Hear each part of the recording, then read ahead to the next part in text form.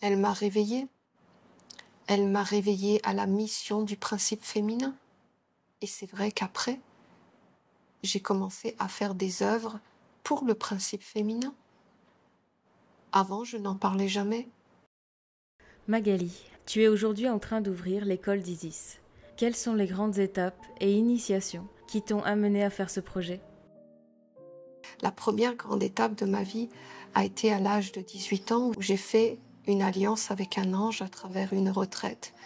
Et là, je sortais d'une vie de jeune fille éduquée par le monde ordinaire, dont j'étais quelqu'un du monde, j'étais un prototype fabriqué par le monde.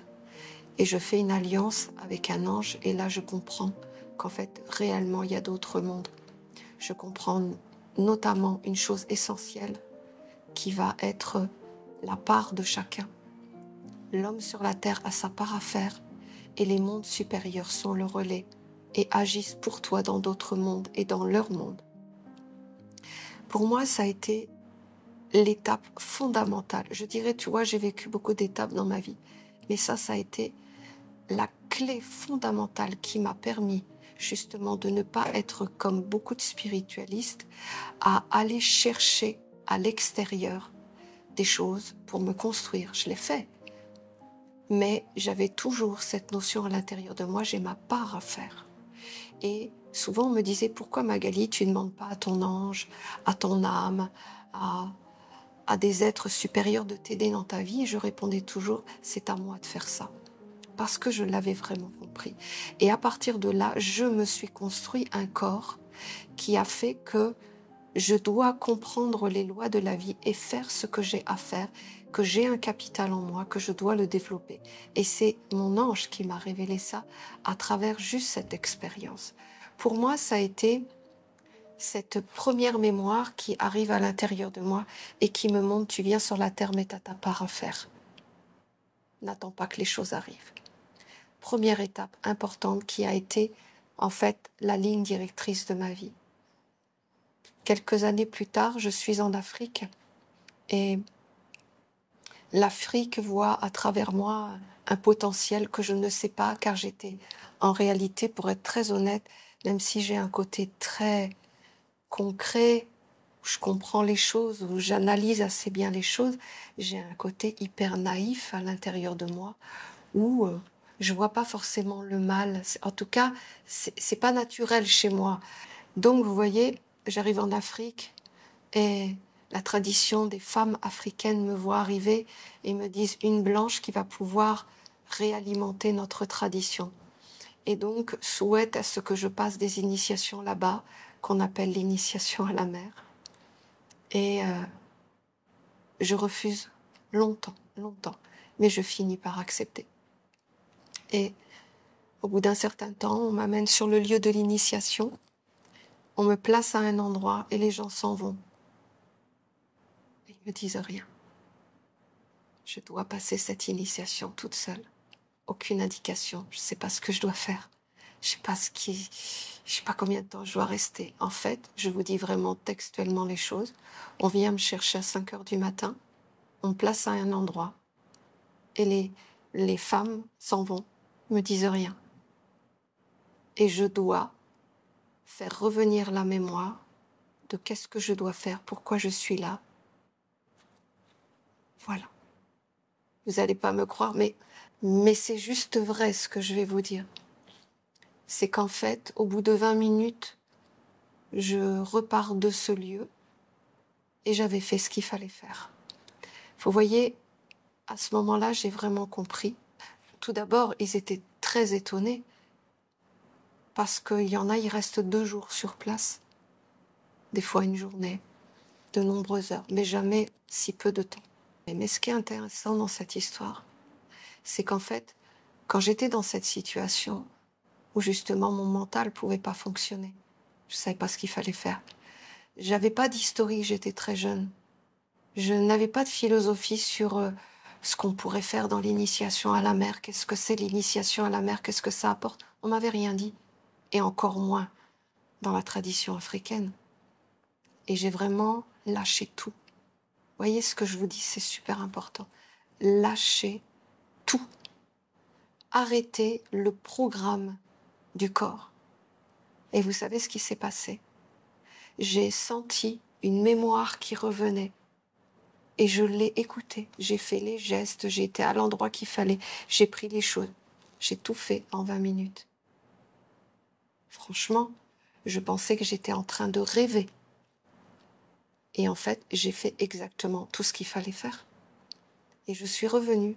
Et j'ai compris, à ce moment-là, c'est encore un moment important dans ma vie où je comprends que non seulement j'ai moi-même les choses à faire, ma part, et maintenant, je dois être capable de laisser parler en moi ce qui est vivant en dehors de mon programme que moi-même j'ai façonné, mes concepts, mes croyances, à quoi je me rattache. Tu voyez le côté où on peut dire totalement lâcher prise, c'est-à-dire tu fais appel à ton instinct, à ton vivant, à ce qui vit en toi, sans toi.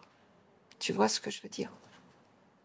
Moi, ça a été un facteur déclenchant énorme parce qu'à partir de ce moment-là, j'ai dit, en fait, il y a un monde en moi qui parle vraiment et qui me guide et je vais tout faire pour lui laisser plus d'expression, plus de langage.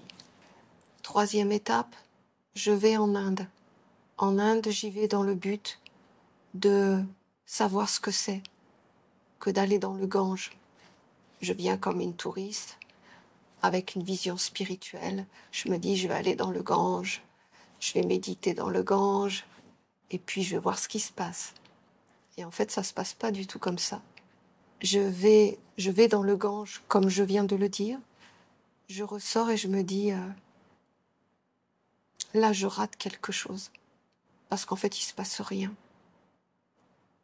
Et en fait, je m'éloigne à un moment donné, et il y a 3 femmes qui arrivent, et notamment une, qui viennent, qui me voient assis, qui me prennent, et qui, en fait, me préparent à aller dans le Gange. Qu'est-ce qu'elle fait? Elle touche mes cheveux, elle touche ma peau, elle m'habille, elle me coiffe. Et en fait, elle me transmet quelque chose. Après, je vais dans le Gange. Bref, je ne veux pas rentrer dans le détail. Et là, moi qui n'aimais pas qu'on me touche, et en fait, j'ai accepté. Et ce que j'ai vécu comme expérience était incroyable. J'ai vécu l'expérience de la transmission à travers les grands-mères, les mères. Et moi, j'étais la fille. Et en fait, elle m'a transmis cette chose qui est venue chez moi comme une évidence après. C'est, vous voyez, le côté d'être une mère. Elles m'ont transmis, elles m'ont pris. Elles m'ont pris, j'étais perdue, je ne savais pas comment faire. Parce que je l'ai fait avec mon être intellectuel et tous ces trucs spiritualistes et tout. Et en fait, c'était pas comme ça. Il fallait accepter, finalement, le Gange, la clé du Gange, c'est savoir donner. Et quand tu rentres, après elles t'accompagnent dans le Gange, elles sont autour de toi, en fait, tu es rempli d'amour, de quelque chose qui est de l'ordre du sentiment maternel. Et là, j'ai compris à quel point il fallait être dans l'amour. Voilà, il fallait regarder l'autre toujours comme une belle personne. Et en fait, la notion de la maman, vraiment ce monde que j'avais des enfants, mais c'est autre chose, je peux pas l'expliquer. Et c'est à ce moment-là que mon désir profond de vouloir devenir une maman s'est incarné en moi. Et ça m'a rendue une meilleure personne, c'est sûr. J'ai agi, j'ai voulu, j'ai désiré devenir une maman pour tout le monde et pour moi-même d'ailleurs, c'est-à-dire vivre l'état maternel de ce que peut être une grand-mère, une mère. Voilà. Vous voyez, j'ai ramené la mémoire de la femme qui enfante et qui est une maman. Et la dernière étape que je vais parler a été, je vous en ai déjà parlé de celle-ci, la rencontre ici au Panama avec la mère, où elle m'a réveillée. Elle m'a réveillée à la mission du principe féminin. Et c'est vrai qu'après, j'ai commencé à faire des œuvres pour le principe féminin. Avant, je n'en parlais jamais. Avant, j'étais dédiée aux archanges, aux anges, aux maîtres. Et la rencontre de la mère m'a dit, maintenant, il est temps de t'individualiser et d'amener, voilà, cette sagesse de la construction des corps pour toutes les femmes et tous les hommes aussi, et tous les hommes de la même manière, mais je vais commencer par la femme, puisque je suis un principe féminin et que je pense que ça a un sens dans cette histoire.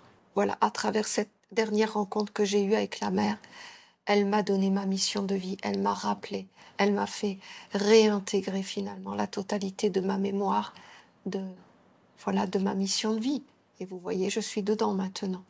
Donc, pour moi, vous voyez, ces étapes n'étaient pas des choses extraordinaires dans la vie, c'est juste que j'ai permis à des moments de ma vie, dans des situations que j'avais pas programmées, jamais d'ailleurs, jamais programmées, où en fait j'ai accepté d'être enseignée, de pas écouter mon désir de femme ou d'initié ou de spiritualiste ou même de chef d'entreprise, de vouloir ou de prendre des choses. Grâce à la parole de l'ange, j'ai accepté de me remplir, de m'augmenter d'un savoir subtil en abandonnant tous mes concepts, tous mes désirs et laisser place finalement à ce qui vit à l'intérieur de moi. Et maintenant, quand je fais le tracé de tout ça, je comprends que ces étapes étaient pour faire revenir la mémoire de ces écoles. Vous voyez, ces écoles, il y en a certaines, je les porte déjà en moi, donc ce sera facile de le transmettre. Vous connaissez tout de moi. Cette école s'ouvre début octobre. Je vous invite vraiment à participer à ce premier programme qui va s'ouvrir. Si vous voulez en savoir plus, cliquez sur le lien et vous allez recevoir une mini-formation gratuite qui va vous expliquer le pourquoi et le contenu de cette école, en tout cas de cette première année, et du programme qui va être fait aussi pour les 7 écoles qui vont s'ouvrir ensuite.